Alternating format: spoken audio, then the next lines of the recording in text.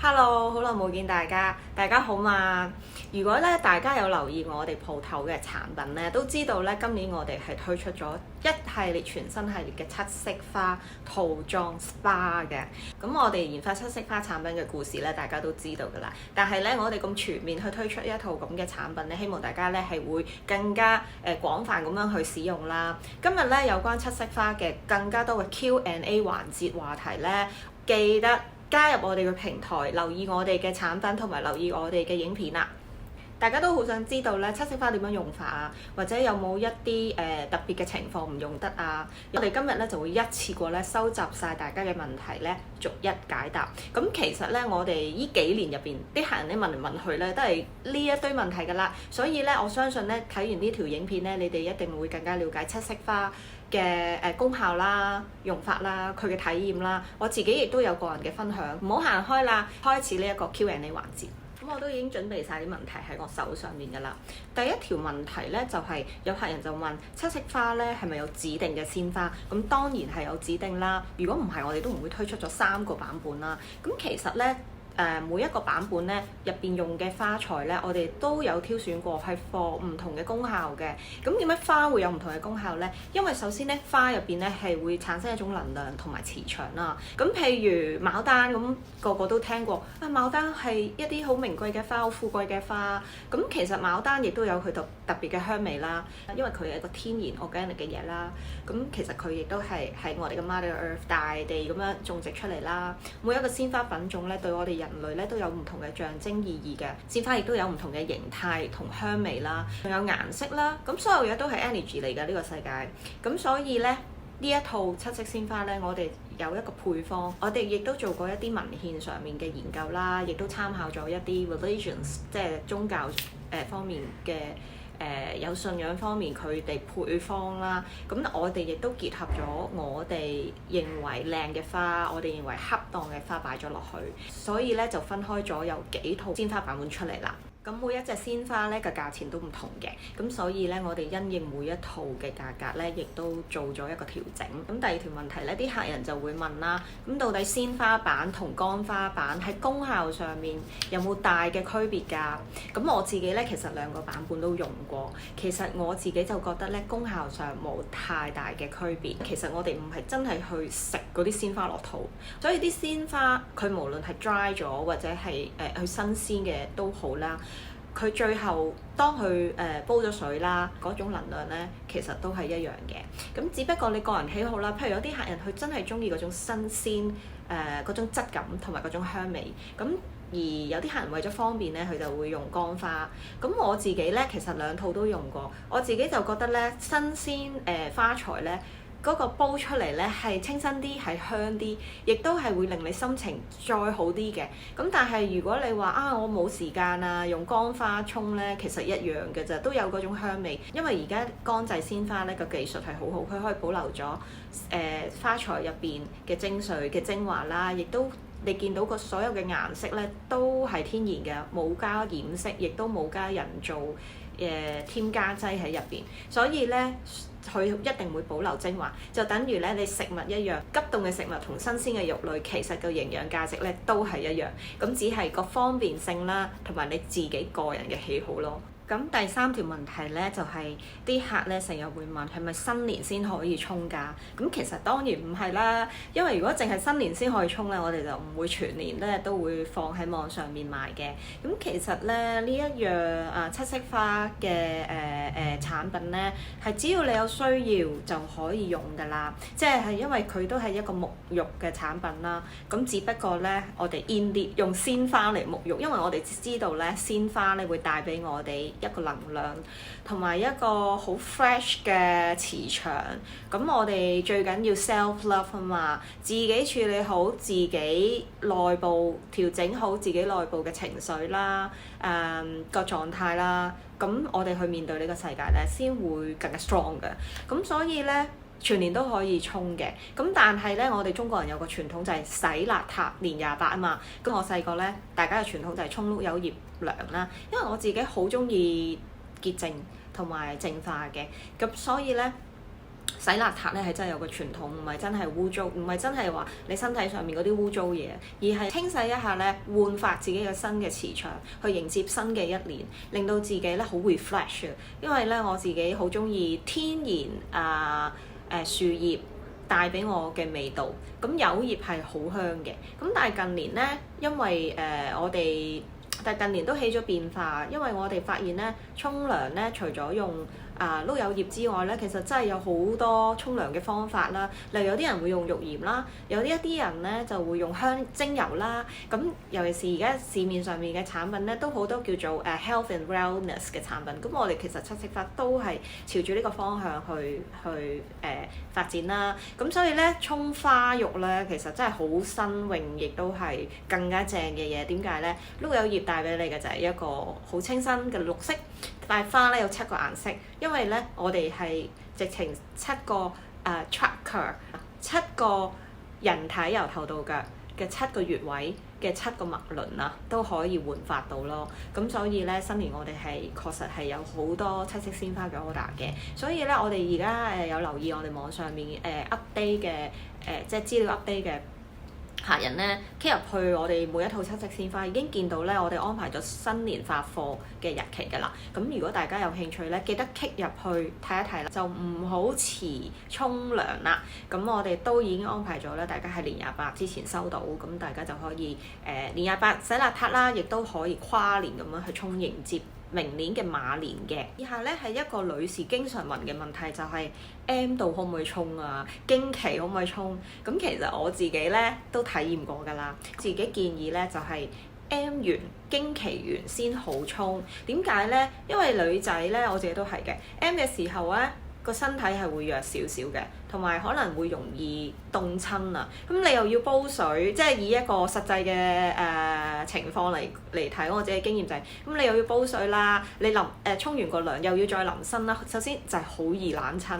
第二咧就係身體弱嘅時候咧，當你就算去沖七色花咧，可能你感受到嗰種能量咧都會好唔集中嘅。我自己亦都試過，咁所以咧我自己建議就係，不如等成個 cycle 完咗啦，大家回復翻少少嘅精力啦，先好去沖。又或者咧，大家急嘅時候，頭2日最攰啊，最旺盛嘅時候咧，就唔好沖住，或者去到第3、4日開始沖都 OK 嘅。我自己咧第一次嘅體驗咧，就係咧喺 cycle 入邊嘅時候沖嘅。咁其實一樣我都覺得唔錯啦。不過咧係會容易啲冷親嘅，真係嘅，係呢樣嘢。同埋咧，覺得沖完覺得都係好攰咯 ，feel 唔到個七色花有啲乜嘢好大嘅 energy 貢獻。咁但係咧，我發現咧喺嗰一次沖完之後咧，嗰個 recovering 係好好。因為一般譬如我自己 M 完啦，都要成個禮拜啊，仲要係咁補身咧，精神先會翻嚟啊，同埋先會有翻個體力咯，先會冇咁懶啦個人。咁但係咧沖七色花咧，嗰次咧，我係發現咧第2、第3日我已經係 recover 啦，已經覺得我好有 energy 啦，翻工都會起到身啊，做嘢都好似幾好喎，幾集中精神啊。我覺得咧嗰次我沖咧係一個新嘅版本啊，就係呢一個啦，呢一個啡色嘅版本啦，咁就係最新推出就係 luxury 版本。我係用咗一啲好靚嘅花咧，去即係仲要係荷蘭 import 嗰啲花去沖啦。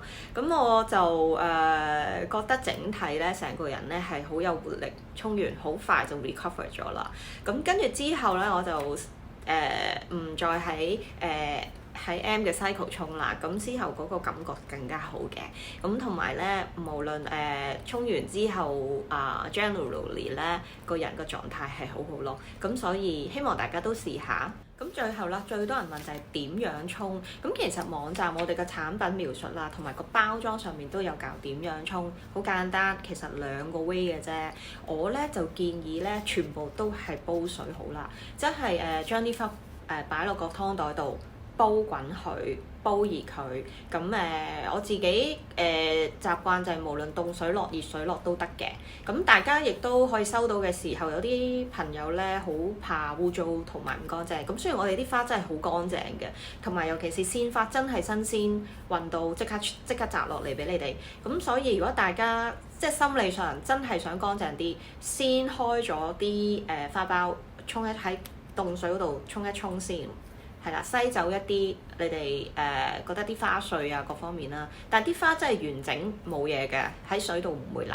咁然後放落個湯袋度啦，就去煲佢啦。咁凍水落熱水落都得嘅，煲咁啊煲5分鐘已經好出味，煲到成煲水咧係有啲顏色出咗嚟，有香味出咗嚟，就已經得大滾係啦。咁然後咧大滾咗之後咧，我就會放落自己嘅一個小水煲，然後就帶去沖涼啦。咁帶入沖涼房啦。咁首先我會自己先沖咗涼先嘅，咁然後咧就用啲花水溝稀佢，係啦，因為太熱啦嘛，溝稀佢再大盤啲啦，就成盤咧去再淋身啊，再沖啊，由頭到腳都可以沖面啊，又可以洗嘅。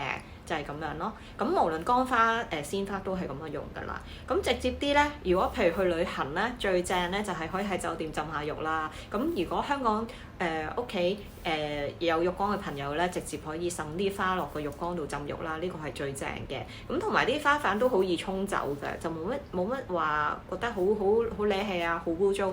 不過係最後即係個浴缸嗰啲殘渣啊，要好好去清理翻咯。咁所以我就建議大家咧去入我哋個湯袋就會好啲。咁我哋咧亦都測試過我哋好多嘅湯袋啦。而家嘅湯袋真係用到7日咁多㗎。咁我自己咧就會輕手啲啦，煲完之後將啲花倒咗出嚟，反轉去沖一沖，洗一洗個湯袋，然後晾乾佢，然後繼續用。因為花咧係冇任何即係污糟邋遢嘢可以咁講啦，因為新鮮㗎嘛。咁就算啲乾花都係用新鮮花去乾製，咁所以咧大家都可以安心使用咯，係啦。咁我亦都好強烈建議咧，大家係加浴鹽入去沖啦。咁如果大家有用開精油咧，都可以滴少少精油咧落去啲水度咧，咁更加清新怡人啦，同埋功效會真係更加好嘅，真係會令到自己好開心咧，好愉悅成個感覺。咁講咗咁多，不如講下我自己嘅個人體驗啦。咁我就用過活力能量板啦。咁其實就係我頭先所講嘅，真係會令到自己咧個狀態好好啊！好似一起身咧已經覺得問自己今日狀態如何？我覺得今日狀態好好喎，個能量好似唔低喎，我覺得有精力喎，係啦。咁另外第二套咧就係財運板。咁其實做生意啦都會有即係淡季嘅時候啦，尤其是呢1-2年咧個環境都係比較差啲。咁我都試過咧好憂心冇開單啊咁所以咧我就有沖財運板。咁其實咧每一日我都有記錄住個變化啦。咁首先第一日咧我去沖財運板嘅時候咧，就一沖已經覺得自己原來好多嘢都唔再驚咯喎，沖完之後。嗰個信心大咗喎，唔知點解啦。第二日咧再沖嘅時候咧，就覺得個感受更加加強咗啦。到第3、第4日咧，就有客人嚟同我落單啦。咁所以咧呢一個一啲都唔係啲 amazing 嘅嘢，只不過咧佢強化咗你內在嗰個意識同埋個能量。咁同埋人咧係有磁場嘅，有時唔知點解咧你 feel 到嘅。咁我係一個好敏感嘅人，身心靈方面咧我都係有一種 sense 嘅。咁譬如有時行過啲環境啦，我完全 feel 到嗰個人嘅狀態，嗰個地方嗰個能量嘅。咁如果大家即係長期有淨化啦，其實都會好似我咁一樣會感受得到。甚至咧有啲客人咧佢冇做任何嘅依方面嘅習慣咧。佢都一樣周身唔聚財嘅，咁所以就要做呢個淨化㗎啦，就要去沖呢個涼，咁沖咗咧真係會開心好多嘅。客人就問係咪男人女人都用得？咁當然男女都用得啦，因為呢一個係真係上天俾我哋嘅禮物，花喎，鮮花喎，咁真係永遠都會喺度嘅，即係呢一啲係有機真係大地孕育出嚟嘅嘢，咁所以咧男女都可以使用嘅。另外亦都講下桃花板啦，人際關係係好緊要嘅，無論咧你係喺社會上面自己對住屋企人啦，甚至朋友啦之間啦，咁其實咧情緒咧係主導一切嘅。咁所以當你自己情緒唔好嘅時候咧，就會影響關係㗎啦。當你自己唔開心啊，唔舒服啊、敏感啊、negative 啊，係特別影響人際關係嘅。咁所以咧，沖桃花板咧就會令到你強化咗你內在嘅一個信念咧，會令到自己咧調整咗咧自己個情緒嘅。係啦。咁咧同埋人緣亦都會帶俾我哋好多嘅機遇啦。咁所以我沖桃花板嘅時候咧，其實沖完咧帶俾我最大嘅訊息就係咧，感覺上咧我自己咧個人寬容咗，係柔軟咗，亦都會令到自己感覺咧係好 cheerful。咁咧所以咧你去對人咧亦都冇咁 harsh， 亦都唔會再咁硬邦邦啦。咁所以亦都帶俾我咧一啲貴人啦，好好嘅客人啦。咁當你自己咧係個狀態唔同咗之後咧，你身邊嘅嘢咧就會唔同，你吸埋嚟嘅嘢咧都會唔同嘅。咁呢個桃花板咧係一定幫到人際關係。最後我一啲客人朋友咧，好想知道我自己最中意邊個版本啦。咁其實而家鋪頭就有鮮花版本同埋乾花版本。我自己咧其實最中意可以話俾你哋聽，就係嚟緊第3個版本，就係七色花粉版本。咁我好期待呢一個版本推出嘅。咁我亦都想話俾大家聽咧，方便對我嚟講係好緊要。時間亦都好珍貴，我亦都成日咧係會走嚟走去。所以咧，一個七色花粉對我嚟講咧，真係方便到咧，擺個手袋，隨時離開屋企咧，我都可以咧用嘅。咁到時再同大家講呢個新產品嘅好處啦。咁如果你話鮮花同乾花版本咧，我兩樣都好中意。我自己咧最中意就係財運同埋桃花板嘅。咁希望大家咧都會用多啲七色鮮花嘅版本啦。多謝你哋嚟到 Flylovers 嘅頻道。如果喜歡我哋個頻道，記得 like、share、subscribe， 記得分享俾朋友。希望我哋視頻嘅觀眾越嚟越多，我哋亦都可以分享更加多嘅話題。亦都多謝你哋收看今次嘅影片。希望大家都可以開心安心使用我哋嘅產品。有任何嘅問題可以喺度留言話俾我聽。咁最後咧，大家都見到呢兩盒嘢啦。咁其實咧就係我哋嘅鮮花版本係啦。咁入邊有7包。而家望落好似好大盒，其實唔係好大。咁因為呢個盒好好啦，方便我哋 shipping。咁同埋最新版本就係呢個 luxury 版。咁我哋咧就會有花藝師咧幫你選最靚、最上乘嘅花喺七色花呢一套套裝入邊。咁咧咁靚就送你一流啦，自己亦都可以用啦。所以咧我哋最後推出咗就係呢一個版本。咁仲有乾花版嘅，咁大家有留意網站咧，一陣都會去睇到我哋乾花版嘅版本。咁就係有3套咯而家。咁我哋仲有新產品陸續會推出，到時再同大家分享。